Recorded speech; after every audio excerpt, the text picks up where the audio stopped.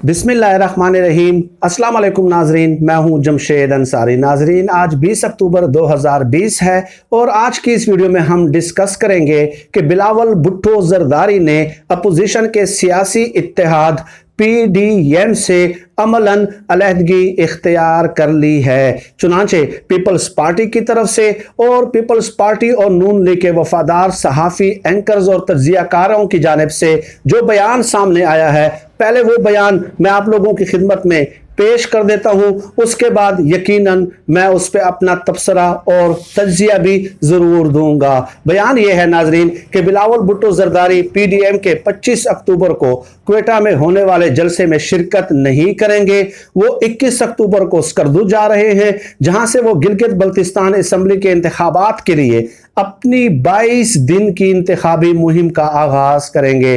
25 अक्टूबर का जो जलसा है उसमें भी वो शरीक नहीं होंगे। बिलावल भुट्टो के शरीक न होने का मतलब यह है कि पीपल्स पार्टी की पार्टिसिपेशन नहीं होगी। इसके अलावा 22 दिन की इंतखाबी मुहिम का वो आगाज करने वाले हैं। गोया 22 दिन तक वो अपोजिशन के सियासी इत्तेहाद का अमलन हिस्सा नहीं होंगे और उनके जलसों में शरीक नहीं होंगे, बल्कि उनकी मीटिंग्स का भी हिस्सा नहीं होंगे। तो इसका और क्या मतलब है कि अपोजिशन का जो सियासी इत्तेहाद है PDM, वो शुरू होने से पहले ही हवा के पहले झोंके के साथ ही वो जमीन बोस हो गया है। और यही पेश गोया नाजरीन हम आप लोगों की खिदमत में गुज़श्ता, मैं तो ईद उल फितर के दिनों से आप मेरी वीडियोस देख लें, मैं वक्तन फवक्तन आप लोगों की खिदमत में ये गुजारिशात पेश करता रहा हूं कि एक दूसरे को चकमा देने की इनकी पूरी सियासी तारीख है। इन पार्टियों की ये इस किस्म के मौके को अपने हक में इस्तेमाल करते हैं और फिर दूसरी पार्टियों को बीच दरिया में, बीच समंदर में उनकी कश्ती को ला के धक्का दे देते हैं कि अब आप जो है ना बेरहम मौजों के हम आपको सपुर्द कर रहे हैं। लेकिन नाजरीन, इससे भी ज्यादा जो है वो मेरे लिए खुशी की बात यह है कि अब उन सहाफ़ियों और एंकर्स और तज्जियाकारों का क्या बनेगा नाजरीन। उनके नफ्सियाती ब्रेकडाउन का जो है ना शदीद खतरा है, संगीन तरीन खतरात हैं और उनमें मायूसी की लहर दौड़ गई है और उनके घरों में बाकायदा मातमी सफ़ें बिछ चुकी हैं और मायूसी के मुहीब साए जो है वो उनके सरों पे मंडलाने लगे हैं। चुनाचे नाजरीन, आप लोगों ने देखा होगा कि हामिद मीर जो है गुजरांवाला के जलसे में बाकायदा वहां से जो है ना लाइव ट्रांसमिशन में शरीक होते हैं और मशवरे देते हुए नजर आते हैं कि गुजरांवाला का जलसा इस कदर ताखीर से क्यों शुरू हो रहा है और आम सियासी रहनुमा अभी तक स्टेज पे मौजूद क्यों नहीं है।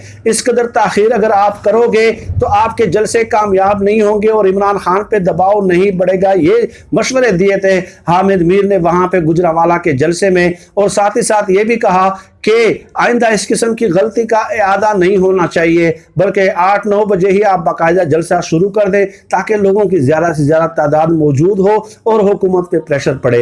हामिद मीर साहब, मैं आपसे इजहार ताज़ियत करता हूँ, बल्कि मेरा तो दिल कर रहा था, मैंने अभी चंद लम्हे पहले एक ट्वीट भी किया कि मैं उन तमाम सहाफ़ियों के घरों में जाके उनसे इजहार ताज़ियत करूँगा कि आप लोगों ने बड़े सुहाने और सुनहरे ख्वाब देखना शुरू कर दिए थे कि PDM के क़याम से बस अब हुकूमत जो है इमरान खान साहब की वो सुबह गई और शाम गई। ये सुहाने ख्वाब शुरू कर दिए थे, इस किस्म के आर्टिकल्स लिखना शुरू कर दिए थे, इस किस्म के तबसरे और तज्जिया देना शुरू कर दिए थे।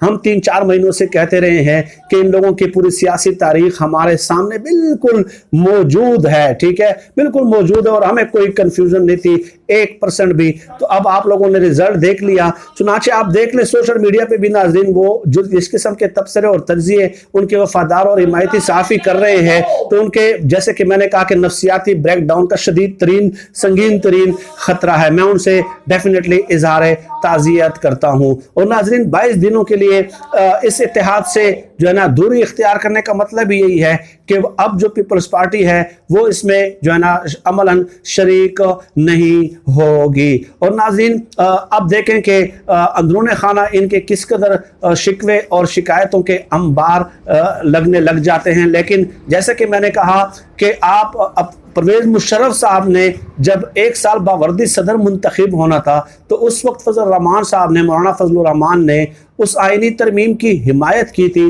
जिसके तहत परवेज़ मुशर्रफ को 1 साल बावर्दी सदर तस्लीम करना था। और मौलाना फजल रहमान ने नून लीग और पीपल्स पार्टी को उस वक्त दोनों को चकमा दिया था।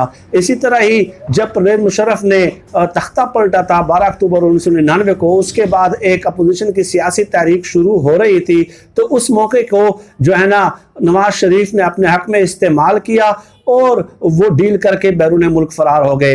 तो ये अपोजिशन की सियासी जमातें जो है ना पूरी सियासी तारीख में एक दूसरे के साथ जो है तू चोर मैं सिपाही वाला खेल खेलते रहे हैं। और इसी बुनियाद पे, इन्हीं शवाहिद की बुनियाद पे, इन्हीं मुशाहिदात की बुनियाद पे हम आपसे कहते रहे हैं कि न खंजर उठेगा न तलवार उनसे, ये बाजू मेरे आजमाए हुए हैं। नाजरीन, हम इमरान खान साहब को क्यों सपोर्ट करते हैं? इसलिए सपोर्ट नहीं करते कि वो हुकूमत में है और हमें कोई मफाद देंगे, कोई फ़ायदा देंगे या हमारे कोई मकासद हैं। इमरान खान साहब जब अपोजिशन में थे उस वक्त भी हम सपोर्ट करते रहे हैं, इमरान खान साहब जब हुकूमत में हैं तब भी हम सपोर्ट कर रहे हैं, इसलिए कि इमरान खान साहब के मौक़िफ़ में एक क्लैरिटी है, इमरान खान साहब के मौक़िफ़ में कन्फ्यूज़न नहीं है। वो किसी और का सहारा लेना पसंद नहीं करते, वो तनहा जो है वो मुकाबला करना जानते हैं। जब वो एक बार फैसला कर लें कि मैंने ये करना है तो वो अकेले भी, उनको अगर मैदान में लड़ना पड़े तो वो मैदान में अकेले लड़ते हैं। और इसकी बेस्ट एग्जाम्पल ये है नाजरीन कि आप लोगों ने देखा कि अगस्त 2014 का जो धरना था, जब 126 दिन का धरना था, उस वक्त ये तमाम अपोजिशन की सियासी जमातें पार्लियामेंट के अंदर बैठ के इमरान खान साहब को वो ललकारती रही कि आप डी चौक में आ गए। तो उस वक्त इमरान खान साहब के साथ कौन था? इमरान खान साहब अकेली तहरीक इंसाफ, बल्कि मैं यूँ कहूँगा कि खुद इमरान खान साहब अकेले थे, ठीक है, क्योंकि तहरीक इंसाफ उन्हीं की वजह से है। तो पूरी अपोजिशन की जमातें पार्लियामेंट के अंदर उनको ललकारती रही, लेकिन इमरान खान ने कहा कि मैंने धरना देना है, 126 दिन धरना देने का रिकॉर्ड कायम किया। अब वही इमरान खान अकेले हुकूमत में है और पूरी अपोजिशन की जमातें जो हैं वो अपोजिशन में हैं, लेकिन वो एक दूसरे से भाग रही हैं और एक दूसरे को जो है ना नीचा दिखाने की कोशिश कर रही है और इस मौके को अपने हक में इस्तेमाल करने की कोशिश कर रही हैं। तो कौन जो है ना फातिरुल अकल शख्स होगा, जो अकल, जो जिसके फिक्र और फहम का दिवालिया हो चुका हो, ठीक है, और दिवालियापन का वो शिकार हो फिक्र और फहम के लिहाज से, तो वही शख्स इन अपोजिशन की सियासी जमातों की जो है वो हिमायत कर सकता है। इसके अलावा नाजरीन, कई सहाफ़ी मैं देख रहा हूँ कि अभी भी जो ना अपोजिशन की सियासी जमातों को मशवरे दे रहे हैं कि आप ये इकदाम न उठाएं, ठीक है, इस तरह हुकूमत पे जो है ना जो आप लोगों ने प्रेशर एग्जर्ट किया हुआ है वो कम होना शुरू हो जाएगा।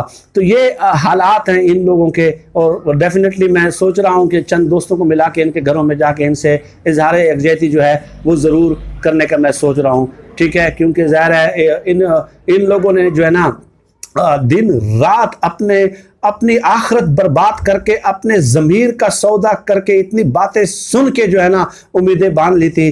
तो इन लोगों को कम से कम इतना सोचना चाहिए, इनके जज्बात, इनके एहसासात, इन एंकर्स और सहाफ़ियों के जो मैंने नाम लिए, इफ्तिखार अहमद, सुहेल वड़ाइच और हामिद मीर और आसमा शिराजी और गरीदा फारूकी, इन लोगों के जज्बात एहसास का भी थोड़ा ख्याल करना चाहिए। इतना भी इंसान को जालिम और संगदिल नहीं होना चाहिए कि वो हर बार अपोजिशन की सियासी तहरीक को जो है वो अपने मकासद के लिए इस्तेमाल करता रहे। आज के लिए नाजरीन इतना ही। पाकिस्तान की फतह का दिन है, आज जमहूरियत की फतह का दिन है। वैसे तो हमें पहले से मालूम था, अल्हम्दुलिल्लाह 1% भी हमें कन्फ्यूजन नहीं थी, लेकिन बाकायदा ऑफिशियली ये खबर आ गई है तो उस पर अपना तबसरा देना मैंने ज़रूरी समझा। पाकिस्तान जिंदाबाद, अल्लाह हाफिज़।